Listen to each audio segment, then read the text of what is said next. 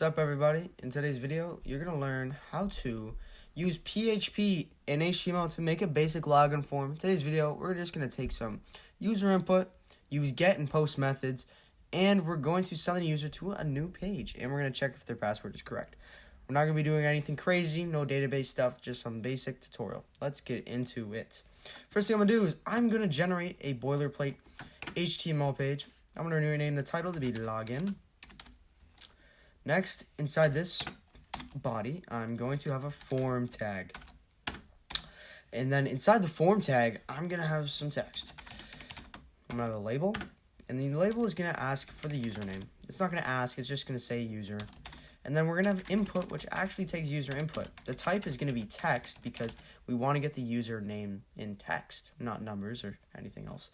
So the type is going to be text, and then we are going to have the name to be user, so we can get this data and get this input later on. I'm going to copy this and I'm going to paste it right underneath just like that. And then we're going to have the same thing, but it's going to be for password. And then the type for this one is going to be password instead, because it's going to show up those little dots that you see when you enter a password, so nobody around you can see what you're entering. The name is just going to be pass, so we can reference it later. I'm going to have some BR line breaks for just simplicity, and it's going to look a lot nicer. Trust. And then we're going to have another input. This input is going to be for the button. So the type is going to be submit. It's going to take all this data and it's going to submit it as a form. The name of this is going to be button because I want to refer to this button to check if it's been clicked later on. We'll get into that. And then the last one is going to be value. This is going to be the text for the button. I wanted to say enter. All right. That is all the HTML we're going to be doing. I know, it's pretty crazy, but we might do more. I haven't decided yet. So, PHP tag, we're going to have a PHP underneath this HTML. Just make sure that you have a PHP file. So, I'm going to make a PHP file down here. Inside this PHP file, we are going to code, obviously. But before that, I almost forgot something. Inside the top of your form tag in your HTML right here, you want to have a few things. The first thing you want to do is have an action. The action is going to equal what file in our directory over here. We want to send all this data. We want to send it to index.php because that's the file we're on, and we're going to edit that data here, not anywhere else. For simplicity, Action. And the second one is method. The method is the means of sending this data to place. There's two methods. We'll get into both. The first method is get, and the second method is post. There's some other ones, but these are the two main ones that people use in PHP. For now, we will use the get method, and then we'll talk about later why the get method kind of sucks for login forms. But I'll keep you waiting. So, inside our PHP, we are going to code, and we're going to make a username. And the username is going to equal the super global variable get. And if you notice something, this get is the same thing as here. You can kind of see a trend how we're getting it, and then the method is get. Maybe, I don't know. Inside the get method, we want to get the name of our input. If you look at our username, the name of it was user. So in quotes, we're going to put user. That's simple. And then we're going to make another one for password. We're going to get the get, and we're going to get password, which was actually named pass. Finally, we want to get our button to check if it's been pushed or not.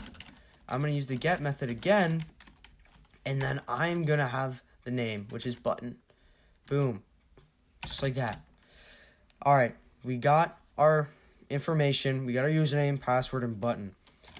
Now, I'm going to show you what we're actually displaying. So if I wanted to print my username, echo it right here. Let me just open this localhost now, which is conveniently placed right here. And I'm going to reload it. As you can see, we have our username, password, and our enter. And as you can see, we are displaying our username, but it says 1. I'm pretty sure that's just because we haven't put anything in it yet. So let's just change it. Our username is now 112. Boom. Our username just displayed as 112. That is insane crazy. So now let's go back to our VS Code. Now since we know that this is actually getting the data, we can make some statements, and let's just make an if statement. First thing I want to do is check if the button's been pressed. So let's make an if statement where you want to check if the button's been pressed. A good function for this is the isSet function. This function is good because it can check if the button's been changed or set, something like that. But we're going to check if it's been changed. If the button's been changed, then we are going to take the user to a different page. Maybe I want to make another page here. Let's call this the main page. Mainpage.php. Let's just generate some boilerplate HTML. We're not going to be really coding on here, so let's just do this. Let's just change the title to be main page. Let's make a big H1 text that's going to say, you made it. You made it. Awesome. We're going to also save this. So Control S this as well. If the button's been pressed, then we're going to use another function I want to put you guys on. It's called the header function. You know, this doesn't create a header. It actually just takes you to another page. So to do this, we have to write the word location and then comma. And then you also want to also have this in quotations. So put these in quotes. And then after this the colon, do a space and then type what page you want to go to.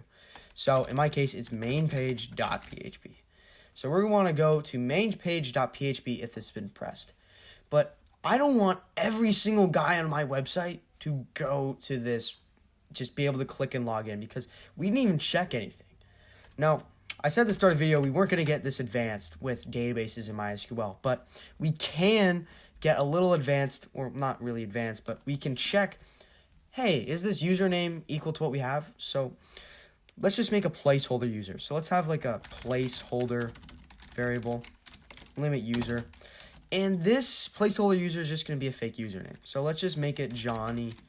And let's just do the same thing for placeholder pass. And this is going to be a placeholder password. Obviously, you probably want to have more security than this inside your website / software.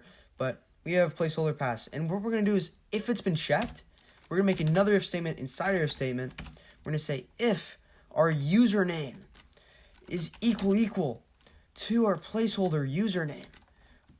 Add your $signs in there as well.